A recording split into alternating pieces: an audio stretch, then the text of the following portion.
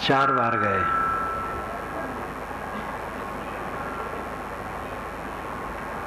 शायद है दूसरी तीसरी बार हो। आजकल भड़ोत जिला उसे कहते हैं। नर्मदा वहाँ उत्तर से दक्षिण को बहती है।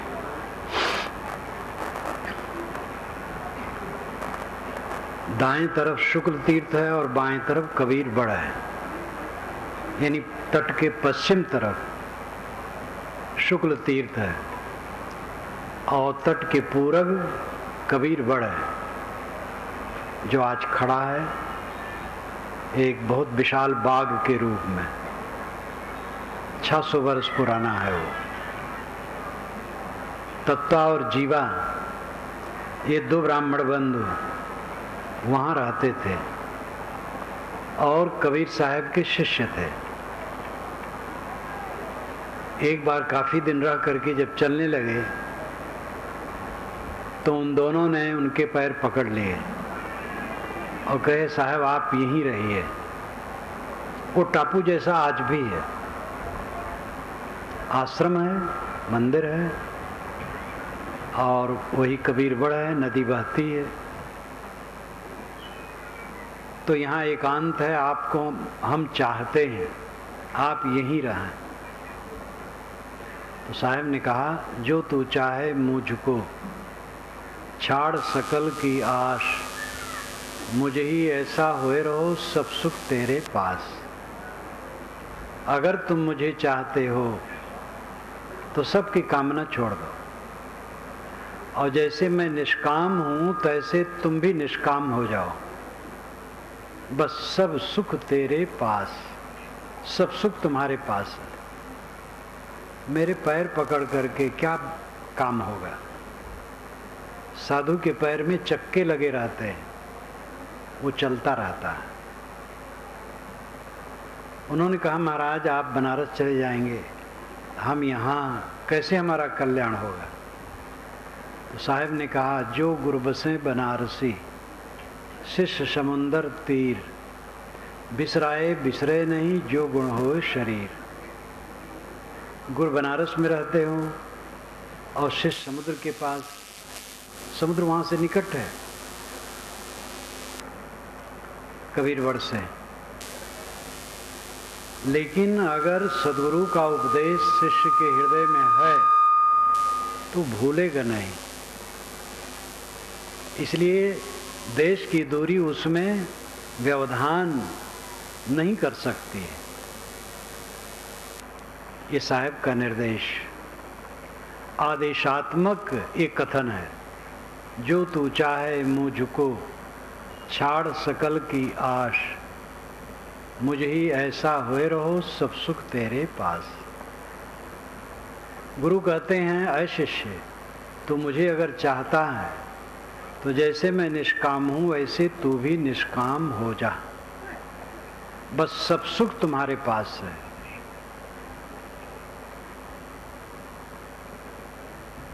जीवन का परम सुख आत्म संयम में है,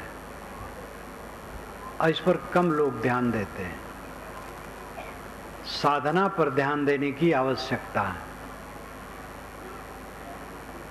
जितने लोग यहाँ बैठे हैं सब ध्यान दें। साधु को तो और करना चाहिए, गृहस्थ को भी करना चाहिए, स्त्री पुरुष सबको। 24 घंटे में निर्धारित कर लो कि इतना समय हम अकेले में बैठेंगे, ज्ञान के ग्रंथ पढ़ेंगे, चिंतन करेंगे और ध्यान करेंगे। ये 3 बात। अकेले में बैठना, घर में कुछ ऐसी जगह बनानी चाहिए जो हवा प्रकाशदार हो और शांत क्षेत्र हो, वहाँ बैठ जाए। जमीन में बैठना चाहिए, जमीन पर चटाई आसन बिछा लेना चाहिए और ज्ञान वैराग भक्ति के ग्रंथ पढ़ना चाहिए। टीवी जब से आया है और विकार बढ़ गया। अध्ययन चिंतन मनन की जगह पर टीवी लोग देखते हैं, खुराफात की बात दिमाग में भर लेते हैं। इस पर संयम की जरूरत है। समय निकालें, 2 बार समय निकालना चाहिए, सुबह शाम। 2 बार न निकले, 1 बार सही। सबकी योग्यता अलग अलग होती है, स्थिति अलग अलग होती है। जवानी में बहुत व्यस्त है आदमी, कम निकाल पाएगा, बुजुर्ग है ज़्यादा निकाल पाएगा। सबको समय निकालना चाहिए। गृहस्थी नहीं, कितने महात्मा हैं जो समय नहीं निकालते हैं। 24 घंटे ऐसे बीत जाते हैं, खाते सोते बात करते काम करते, बस ऐसे समय बीत जाता है। ये बहुत बड़ी असावधानी है। हर इंसान में बल है अपने आप का उद्धार करने के लिए। आपके लिए कोई भोजन बना सकता है, आपके लिए कोई बिस्तर बिछा सकता है, आपके लिए कोई मकान भी बना सकता है, लेकिन आपके लिए कोई भजन नहीं कर सकता है, साधना नहीं कर सकता। वो खुद आपको करना है। दवाई स्वयं खाने से रोग दूर होगा,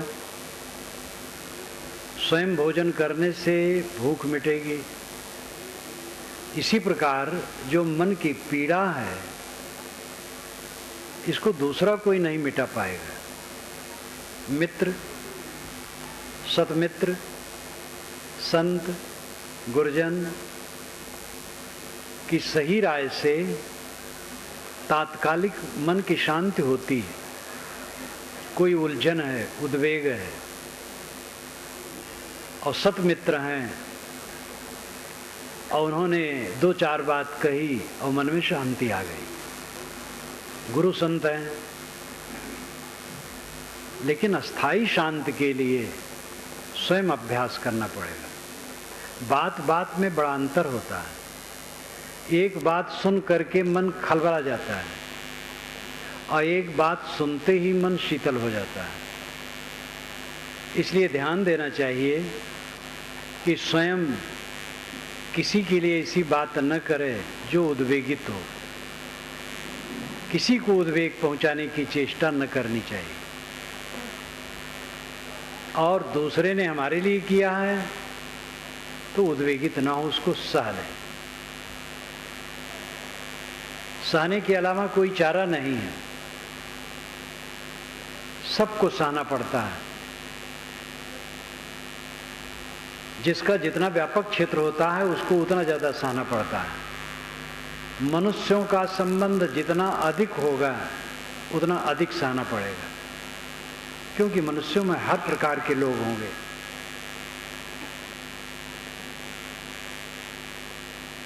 स्वयं सह लेना और दूसरे को सहाने की चेष्टा न करना, ये अपने अहंकार को मारे बिना नहीं हो सकता है। हमारा घोर शत्रु कौन है? हमारे मन में टिका हुआ अहंकार। और बहुत प्यारा लगता है, कोई मान बढ़ाई दे हमें, बड़ी खुशी होती है। मान बढ़ाई में फूलना मानो विष ग्रहण करना है।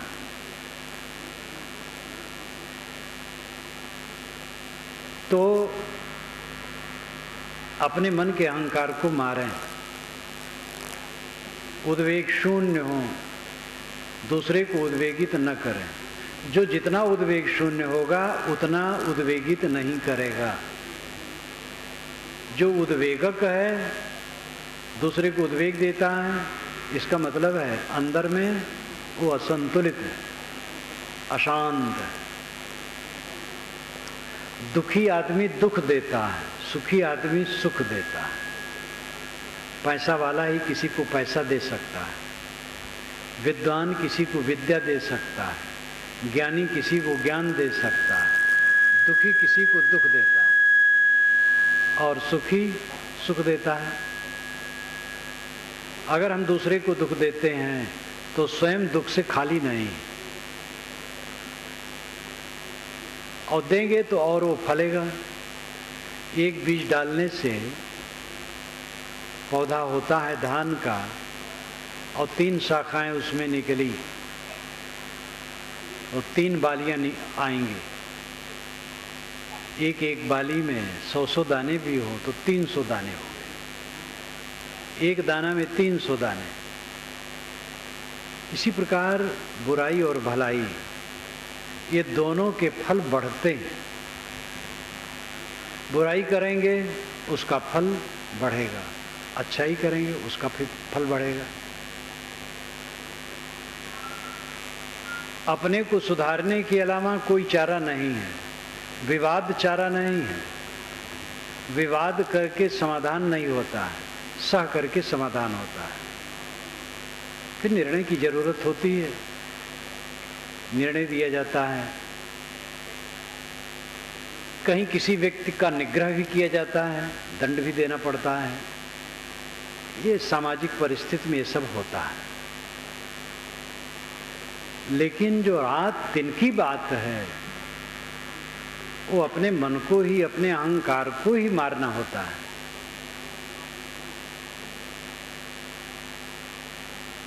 न्याय नीति की बात जो होती वो कभी कभी होती है। कभी कभी आपको किसी को दंडित करने की जरूरत पड़ सकती है। रात दिन आप दूसरे को दंड देंगे।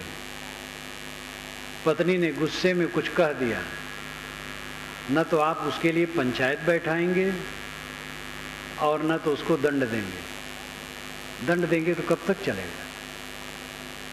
इसलिए दंड का विधान, न्याय का विधान, ये समय समय से होता है। रात दिन की साधना में सहना सबसे बड़ा तरीका है। सह लेना, दूसरे को सहाने की चेष्टा न करना, अपनी बात किसी पर न लादना, दूसरे की उचित बात मान लेना,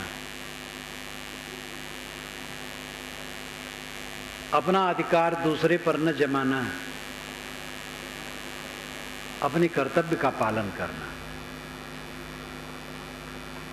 जब हम दूसरे को अपने अधिकार करने में अपने अधिकार करने की चेष्टा करते हैं, तब हम उसी के अधिकार में हो जाते हैं। जो लोगों पर अधिकार करना चाहेगा वो स्वयं दूसरे के अधिकार में हो जाएगा।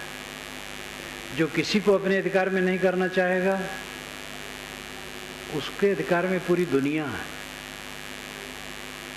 इच्छा ही जब मिट जाती है तो सब पर वो सम्राट हो गया। ये साधना का विषय है। आप कह सकते हैं संत के लिए है। संत के लिए नहीं है, जो दुख न चाहे उसके लिए। गृहस्थ लोग दुख नहीं चाहते हैं तो उनको भी करना है। संत भक्त की तो 2 श्रेणियां हैं। वैसे संत शब्द का अर्थ है सत्य में स्थित है। सत शब्द से संत बनता है।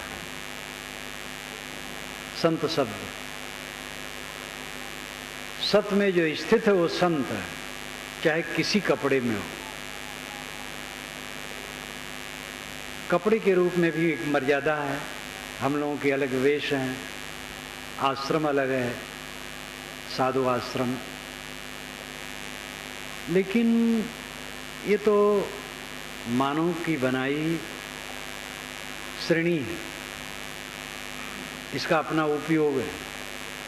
दुख किसी को प्रिय नहीं। गृहस्थ भी जब दुख नहीं चाहते हैं तो क्या दूसरा रास्ता होगा जिससे दुख न हो? यही रास्ता है। सह लेना, गम खाना, क्षमा कर देना, शील से रहना, समता से रहना। घर में 4 लोग हैं, सबका स्वभाव अलग है, रुचियां अलग हैं, गुण कर्म अलग हैं। बिना सहे किसी का जीवन सुख से नहीं बीत सकता है। साधना के विषय में कह रहा था, साधना में मन देना चाहिए। अनादिकाल का बिगड़ायल मन है, इसमें तमाम विकार भरे हैं। इस जीवन में भी जब से होश में आए तब से इसमें विकार भरते रहे। उन विकारों का जखीरा पूरा मन में इकट्ठा है, वो आदमी को बैठने नहीं देता है। जो जानो जग जीवना, जो जानो सो जीव, पानी पचावो अपना, पानी मागिनत पी। अगर जीव को जानते हो और जीवन जीना जानते हो तो जो पानी पिए हो उसको पचा लो और नया पानी न पियो। ये लाक्षणिक कथन है। जीव शुद्ध तत्व, मौलिक तत्व है। उसी के विशेषण में आत्मा, राम, ब्रह्म अनेक शब्दों का प्रयोग होता है। मूल जीव शब्द है। अगर अपने स्वरूप को समझते हो, अपने आत्मा को समझते हो और जगत में जीने का ढंग समझते हो तो जो पानी पिए हो पचा लो, नया पानी न पियो। ये पानी है वासना, अहंता, ममता। जो अहंता ममता आज तक बनाए हो उसको पचा दो, मार दो और नई अहंता ममता न ग्रहण करो। कुछ अहंता ममता करना पड़ता है, मेरा मानना पड़ता है, तब व्यवहार चलता है। श्री काशी साहब ने अपनी वाणी में जहाँ कहीं लिखा है तो प्रायः लिखा है कि दृढ़ अहंता ममता का त्याग। इसका मतलब हल्की अहंता ममता जो व्यवहार के लिए है वो दूषित नहीं। जैसे मेरा घर है, मेरा परिवार है, साधु भी कहते मेरा आश्रम है, ये हल्की अहंता ममता है। विवेकवान समझता है मेरा नहीं, लेकिन व्यवहार के लिए तो कहना पड़ेगा।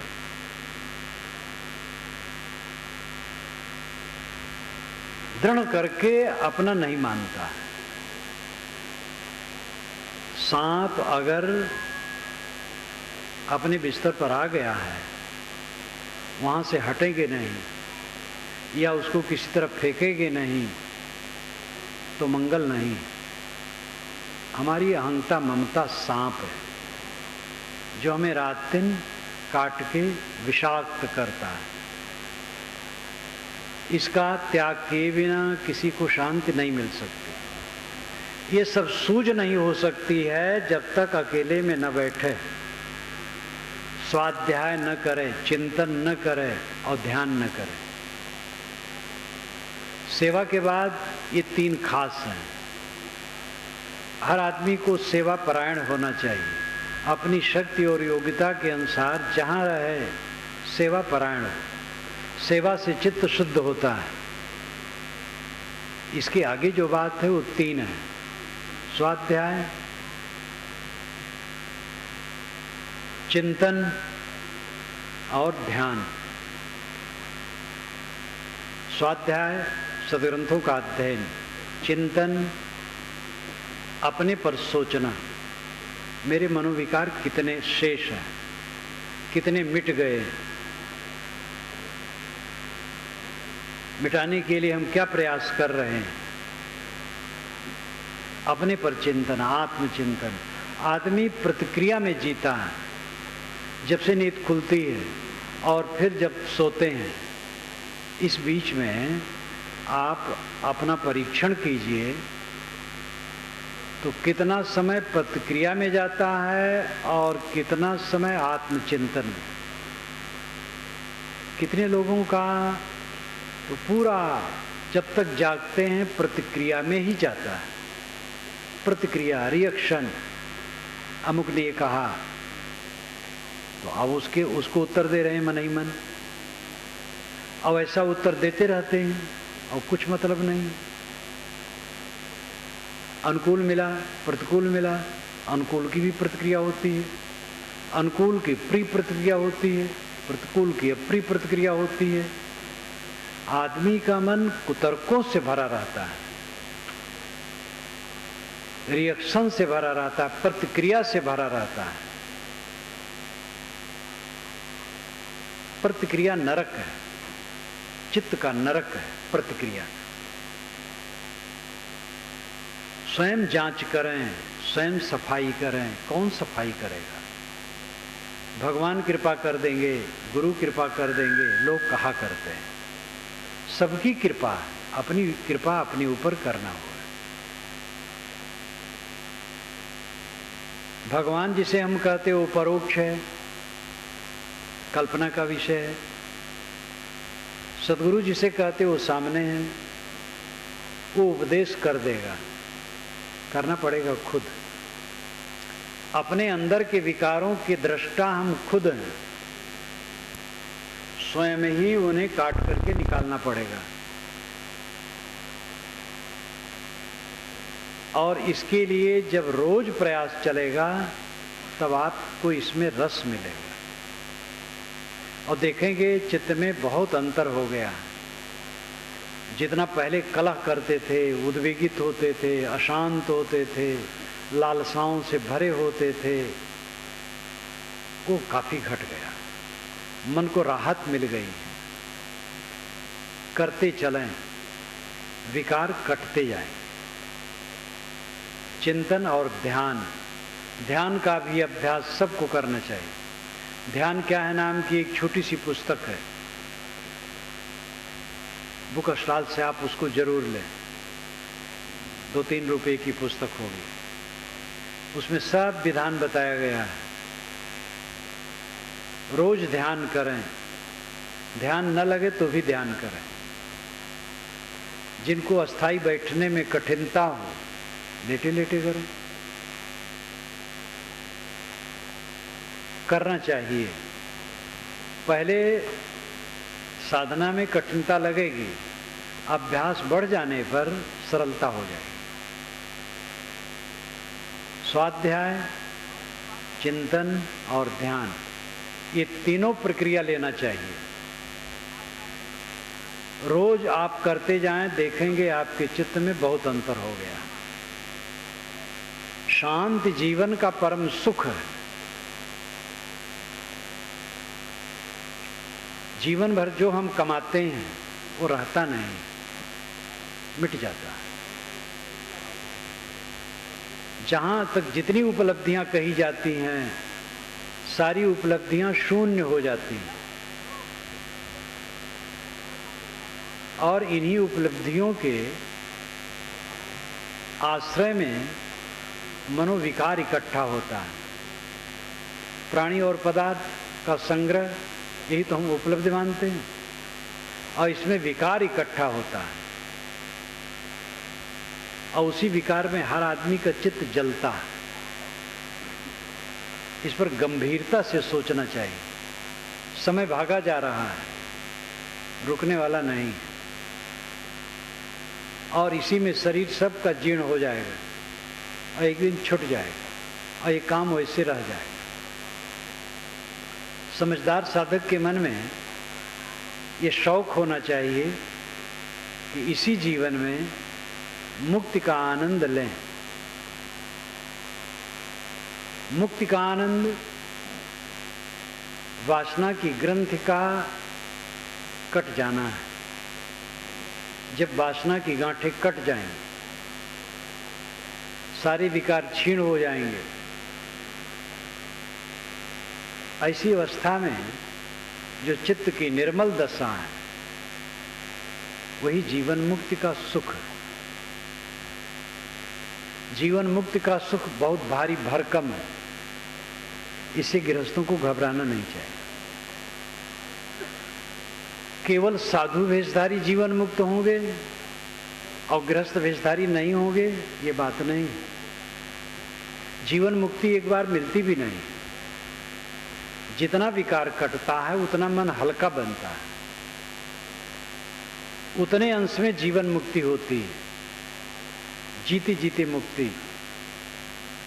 4 वर्ष के पहले जो वासनाएं उद्वेगित करती थी, अब वो नहीं करती उतनी, तो मुक्ति हुई। व्यापारी कुशलवा माना जाता है, जो अपने व्यापार का हिसाब किताब रखता है। साधक सही वह माना जाता है जो निरंतर आत्मनिरीक्षण करता है। 4 वर्ष के पूर्व जो उद्वेग था अब नहीं है, 2 वर्ष के पहले था वो नहीं है, गत वर्ष में था वो नहीं है, 6 महीने के पहले जो मन में भ्रांति थी वो नहीं है, तो समझ लो कि अध्यात्म की तरफ बढ़ रहा है। अब अगर वैसे विकार हैं कोई उन्नति नहीं, अगर विकार बढ़ रहे हैं तो पतन है। विकार निरंतर घटने चाहिए। भवसागर कहाँ है? ये मन का विकार भवसागर है। इच्छा करि भवसागर जामे बोहित राम आधार, कहीं कबीर हरि शरण गहु गोखुर बच विस्तार। इच्छा करि भवसागर, इच्छा करके भवसागर बनाया जाता है। विषय वासना की जितनी इच्छाएं हैं यही भवसागर बनाती हैं। जामे बोहित राम आधार, साहब कहते इस भवसागर से पार होने के लिए राम का आधार बोहित, बोहित नाम जहाज है, राम ही जहाज है। कहीं कबीर हरि शरण गहु गोखुर बच विस्तार। साहब कहते हरि की शरण लो तो गऊ का बछड़ा का जो खुर है कहीं गीली जमीन में पड़ जाए, थोड़ा सा गड्ढा होता है, उसको लागने में क्या कठिनता है। संसार सागर इसी प्रकार वो लाग जाएगा। जो मन के विकारों को काटेगा, राम जहाज पर बैठेगा और हरि की शरण लेगा। ये राम क्या है, हरि क्या है? ये सगुण उपासकों के शब्द हैं। साहब इसको कैसे लेते हैं? साहब उदार थे, वे किसी के शब्द से परहेज नहीं करते हैं। सभी शब्दों को लेते हैं और खंडन भी करते हैं, मंडन भी करते हैं। हरि ठग ठगट ठगौरी लाई, हरि ठग है जो ठग रहा है ठगौरी ला करके। ये कौन सा हरि है? मन की भ्रांत से यहाँ अर्थ है। हमारी ऐसी हरि की कल्पना है जो मन की भ्रांति है, तो हम ठगा गए। लेकिन बाएं दहिने तजु विकारा निजके हरिपद गहिया, बाएं दहिने सब विकार छोड़ दिया, निज स्वरूप हरि है और उसकी स्थिति को पा गया, फिर कल्याण हो गया। हरि बिन भरम विगुरचन गंदा, हरि हीरा जन जौहरी। साहब ने हरि शब्द का प्रयोग बहुत किया। वेदों में हरि का अर्थ होता है अश्व, आत्मा परमात्मा नहीं। हरि का अर्थ होता है अश्व, घोड़ा। वो अश्व है सूरज की किरणें। वाल्मीकि रामायण में हरि का अर्थ होता है वानर। हरि का अर्थ आत्मा परमात्मा परक, ये ईसा के लगभग बना है। ईसा के बाद इसका ज्यादा विकास हुआ है। राम शब्द का प्रयोग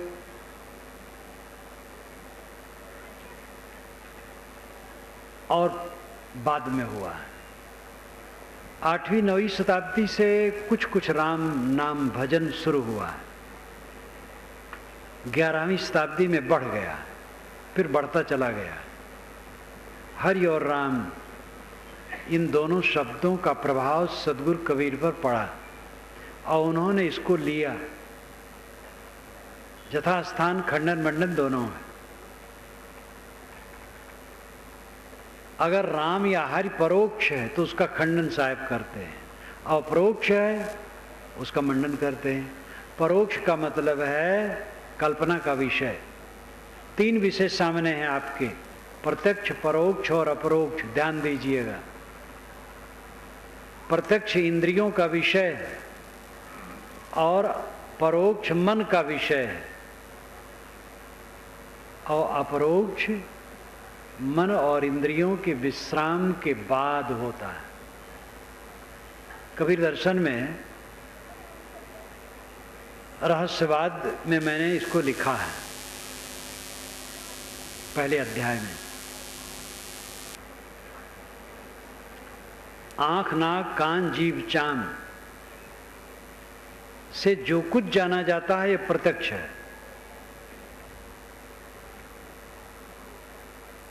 और परोक्ष है जो मन का नक्शा है, मन की अवधारणा है, मन की कल्पना है। और जहां इंद्रियां शांत हुई और मन शांत हुआ, दोनों शांत हो गए, तो अपरोक्ष है। स्वयं सत्ता रह गई, आत्म सत्ता। इंद्रिय और मन के झरोखे से हम दुनिया को जानते हैं, रिश्ते हैं और खींचते और बहिर्मुख बने रहते हैं। जब इंद्रिय मन के झरोखे को हम बंद कर देते हैं, तब अपने में लौटते हैं। ये साधना का विषय है। देखते, सुनते, छूते, खाते, पीते, सोचते थकान नहीं लगी है? थकना चाहिए। बाहर से थके बिना कोई अंदर नहीं लौटेगा। तो कबीर साहब का राम अपरोक्ष, परोक्ष नहीं है। कबीर साहब का राम और हरि कल्पना का विषय नहीं है, किंतु वही खुद कल्पक है, स्वयं स्वरूप है। हरि शरण, हरि का आधार, स्वरूप स्थित है। अपने में लौट आना हरि शरण है। हरि कोई व्यक्ति नहीं, विष्णु के लिए हरि कहा गया। ये पीछे, बहुत पीछे कहा गया है। विष्णु वेद में है और उसका अर्थ होता है प्रवेश करना। सूरज की किरणें सब में प्रवेश करती हैं, इसलिए सूरज को विष्णु कहा गया। इदम विष्णुर विचक्रमे त्रेधा निदधे पदम समूढ़ मत्स्य पांसुरे, ये ऋग्वेद का मंत्र है। इदम यहाँ पर विष्णु, विष्णु विचक्रमणे, विचक्रमे चला, त्रेधा तीन प्रकार से, निदधे रखा, पदम पैर। यहाँ विष्णु चला, तीन प्रकार से कदम रखा। समूढ़ मत्स्य पांसुरे, उसके पैर की धूल से, पांस नाम धूल, उसके पैर की धूल से सारा संसार ढक जैसा गया। ये अलंकारों में कहा हुआ है। सूरज विष्णु है और उसकी किरणें उसके कदम हैं। पृथ्वी, अंतरिक्ष और दुलोक में उनका पड़ना तीन कदम है। सूरज की किरणें पृथ्वी में पड़ती हैं, अंतरिक्ष यानी आकाश में पड़ती हैं, दुलोक यानी तारामंडल में पड़ते हैं। यही उसका तीन कदम है। तो सूरज को विष्णु कहा गया क्योंकि उसकी किरणें सब में प्रविष्ट होती हैं। आगे चल करके विष्णु एक आकार बनाया गया, चतुर्भुज, उसको विष्णु कहा गया। इस सगुण उपासना के लिए है। लेकिन असली विष्णु जो उपासनीय है वो घट घट में। विष्णु का अर्थ ही जो प्रवेश करे, सब घटों में प्रविष्ट है, वही विष्णु है। आदि दैविक विष्णु प्रकृति का नियम है। आदि भौतिक विष्णु ये प्राणी जगत है। आध्यात्मिक विष्णु अपना आत्मा है। कल मैंने इसको विस्तार से कहा था कि सत्ता के तीन अंश, तीन भाग, आदि दैविक, आदि भौतिक, आध्यात्मिक। आदि दैविक जड़ प्रकृति क्षेत्र, आदि भौतिक प्राणियों का क्षेत्र, आध्यात्मिक अपने आत्मा का क्षेत्र। जो सब में प्रविष्ट करे वो विष्णु है। जड़ प्रकृति में उसके नियम प्रविष्ट हैं, तो नियम विष्णु है। नियम को पहचानो, नियम से चलो, ये विष्णु की उपासना है। आपका छोटा सा पेट है, कितना खाना चाहिए, ये पेट बताता है। पेट के अपने नियम हैं। जब काम भर का भोजन पेट में चला जाता है तो अंदर से घंटी बज जाती है कि हो गया, लेकिन चोक चटकार के चक्कर में या थोड़ा और खा लें, कौन जाने भूख न लग जाए, असावधानी में और खा लिए और विकार पैदा किए। नियम, पेट का नियम बता देता है कि काम भर का हो गया, प्रलोभन में पड़ करके गलत करते हैं। सब जगह नियम है, उन नियमों को पहचानना और नियम के अनुसार काम करना, ये विष्णु को समझना है। सब घट में जो प्रविष्ट है आत्मा, ये विष्णु है। सबको विष्णु समझना। अपने घट में भी आत्मा प्रविष्ट है, मैं स्वयं हूं, ये स्वयं विष्णु है और यही हरि है।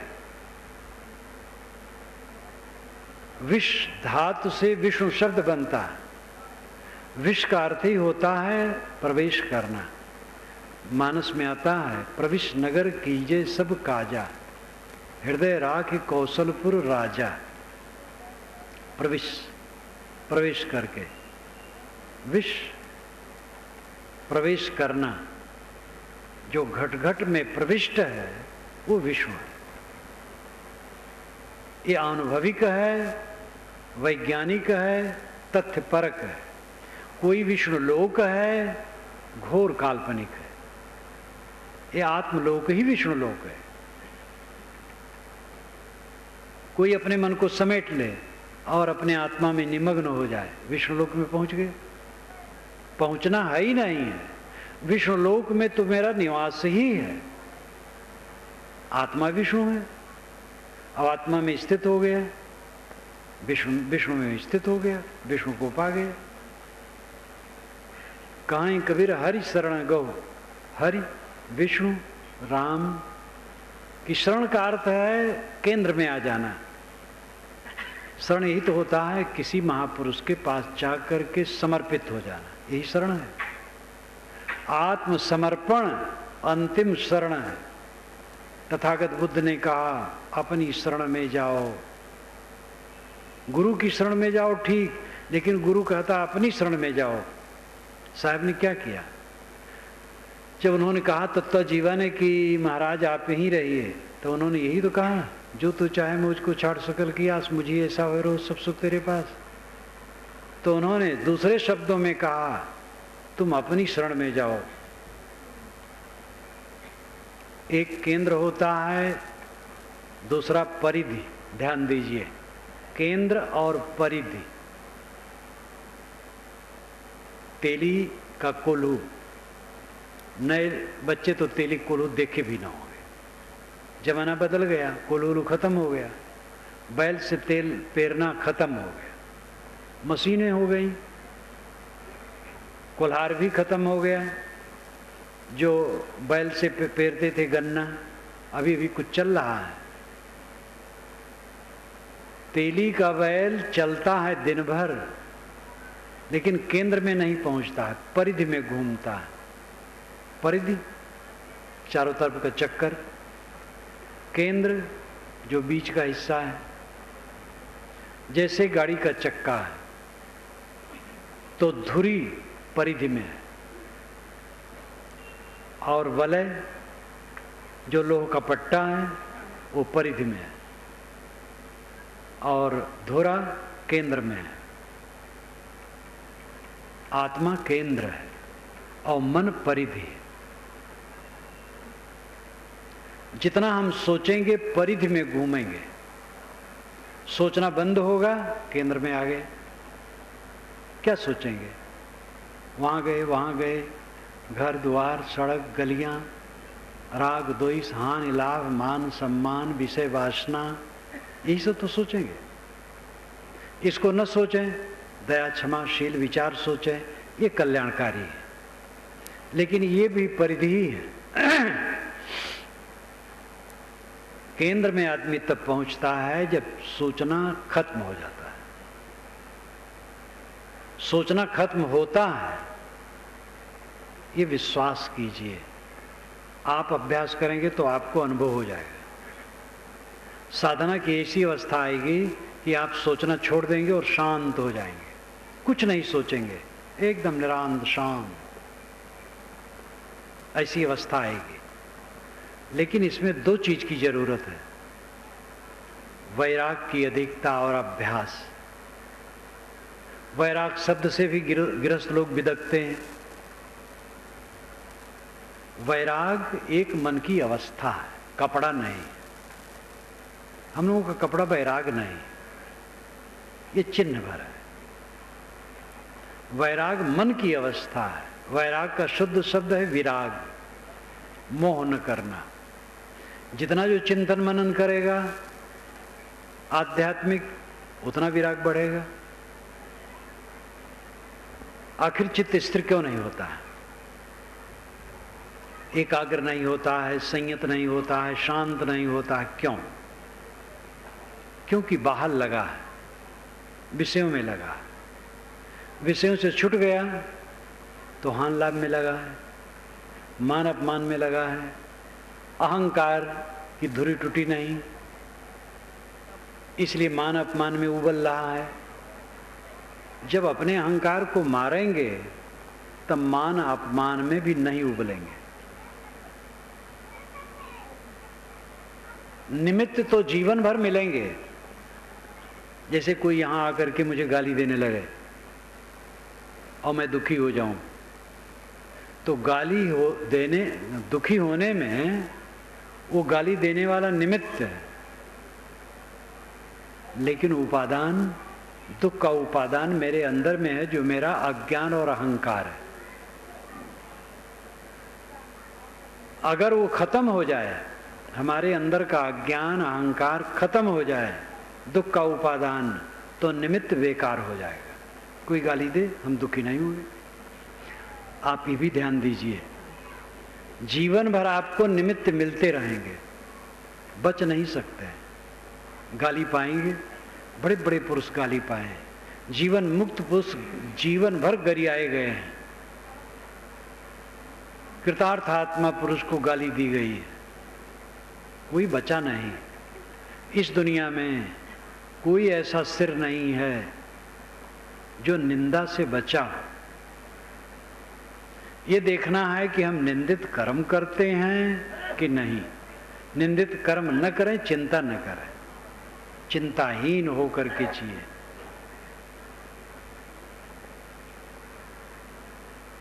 दुख का उपादान, उपादान का मतलब है जिससे वस्तु पैदा हो। जैसे भात, भात का उपादान चावल है,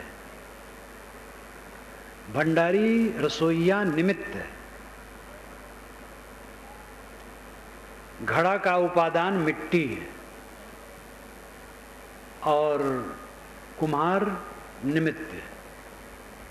हमारे दुख का उपादान हमारा अज्ञान और अहंकार है, और निमित्त तो मिलते रहेंगे। निमित्त की चिंता न करो। अगर अंदर से अज्ञान और अहंकार मिट गया तो निमित्त कुछ नहीं कर पाएगा।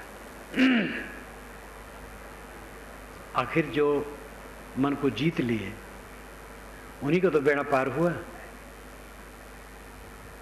कबीर साहब कभी क्षोभित हुए, कभी क्षोभित नहीं हुए। 52 कसनियां उनके ऊपर बताई गई हैं, वो अतिशयोक्तियों से भरी है, लेकिन उसके मूल में यह है कि उनको कष्ट दिया गया, लेकिन अपने विरोधी के प्रति भी वो क्षुब्ध नहीं हुए।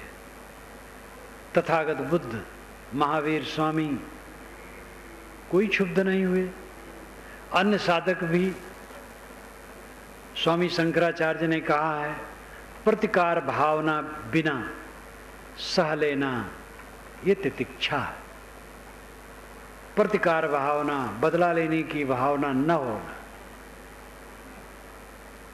संत ईसा को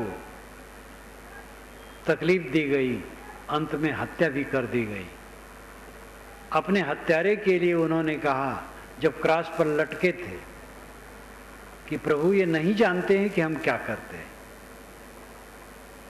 इतने दयालु पुरुष, इनको क्षमा करना।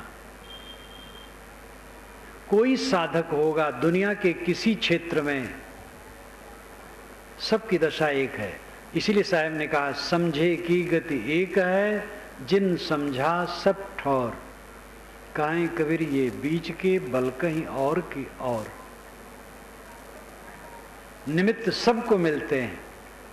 गोस्वामी तुलसीदास जी ने तो सबकी दुष्टों की भी वंदना कर डाली है, ब्राह्मणों को तो बहुत पुचकारा है, लेकिन काशी में ब्राह्मण खार खाए बैठे थे उनके लिए,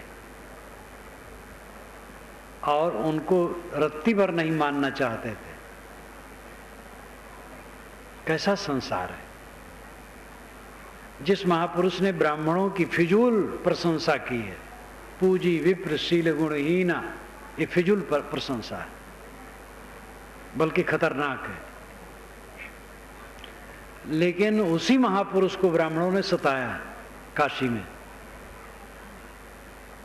कोई साधक है, साधना का लक्षण ही है प्रतिकार भावना से रहित होना, हाँ कुसंग से बचना। ये नहीं कि बेवकूफ बना रहे और कुसंग का सेवन करे। जहाँ उद्वेग पैदा हो, जहाँ अशांति पैदा हो, कुसंग रहे, तो विवेकवान उससे बचा के चलेगा, हट के चलेगा, लेकिन उसके लिए मन में दुर्भाव नहीं रखेगा। तो केंद्र आत्मा है, मन परिधि है। आप अपनी परीक्षा कीजिए, कितने समय परिधि में जीते हैं, कितने समय केंद्र में। कितने लोग तो केंद्र समझते ही नहीं, जो समझ गए हैं वो कितने लोग उसमें जीते हैं। परिधि ही में लोग घूमते रहते हैं, स्मरण स्मृतियां ख्यालात डूबे रहते हैं उसी में। साधना करते करते ऐसा समय आता है जब साधक की परिधि समाप्त हो जाती है और केंद्र में आ जाता है। सोचना बंद हुआ, केंद्र में आ गए। कहीं आना जाना थोड़े है। चित्त बाहर रम रहा था, परिधि में घूम रहे थे, चित्त शांत हो गया, केंद्र में आ गए। चित्त शांत होते ही केवल दशा, अद्वैत दशा, निर्वाण दशा, स्वरूप स्थित होती है। ये सब के अर्थ एक है। केवल रह जाना, अकेला, अद्वैत हो जाना, अकेला रह जाना, निर्वाण हो जाना, वासनाओं का बुझ जाना, स्वरूप स्थित सहज समाधि, सब एक बात है। मन की एकाग्रता साधना चाहिए।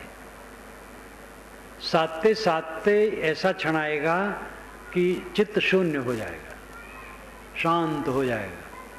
1 मिनट अगर चित्त शून्य हो तो उस समय का जो सुख होगा वो अद्भुत होगा।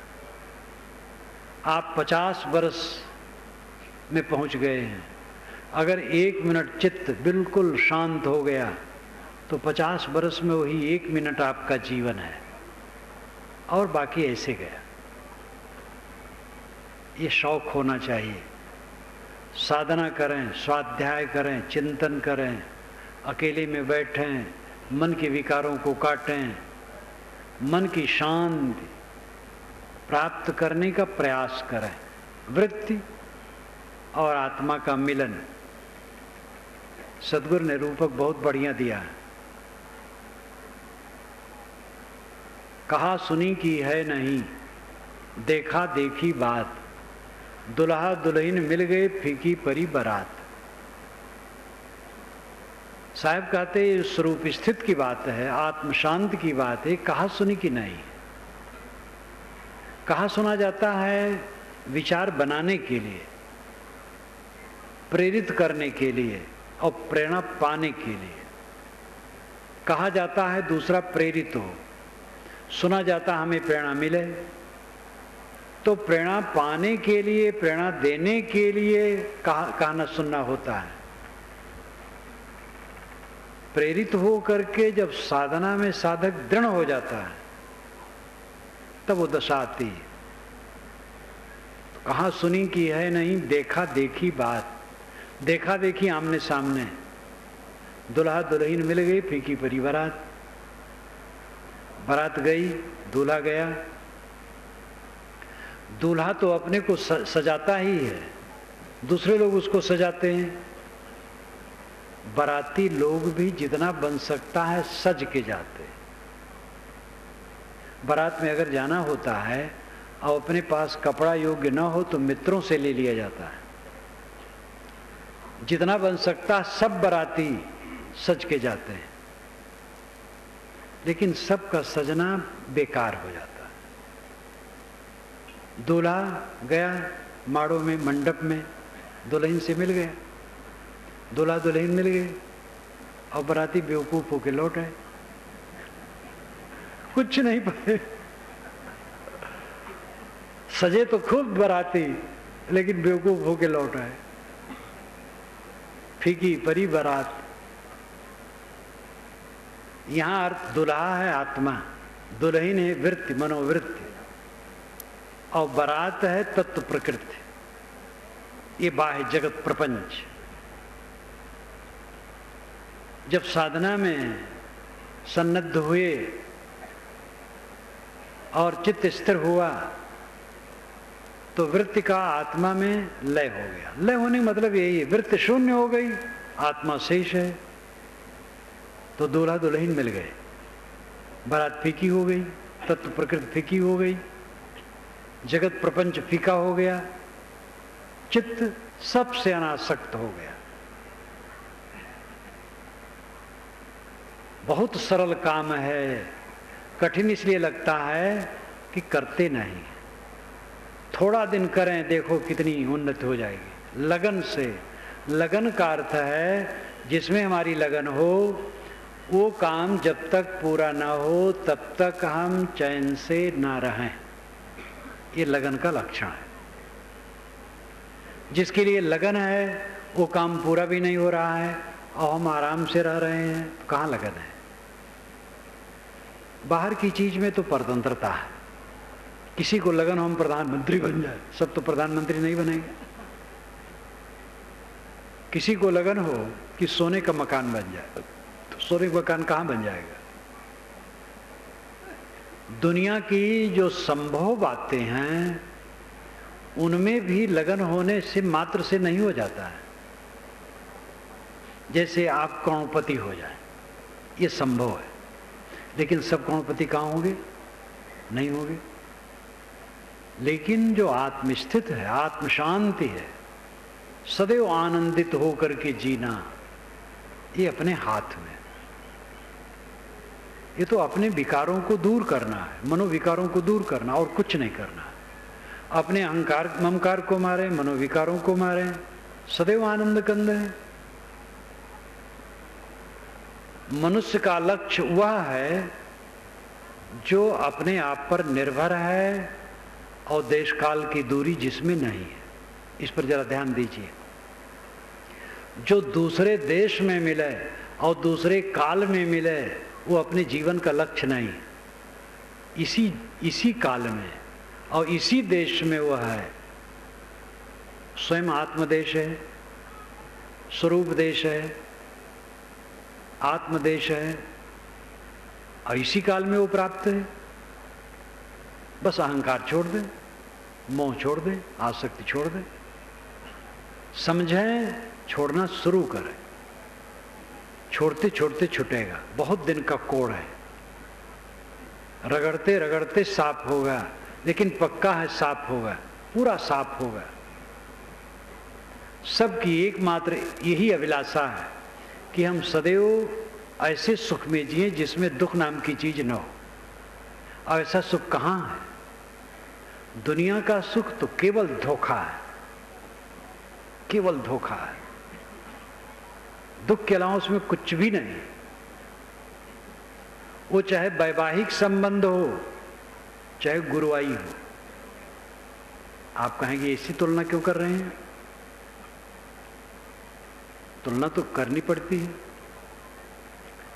एक युवक और युवती परस्पर विवाह करते हैं, बहुत भावना रहती, स्वर्ग की भावना रहती। कुछ ही दिन में नरक लगने लगता है, स्वर्ग वरग उड़ जाता है, और बुढ़ापा तक पहुंचते पहुंचते तो भाएं भाएं भाएं भाएं, बस और कुछ नहीं।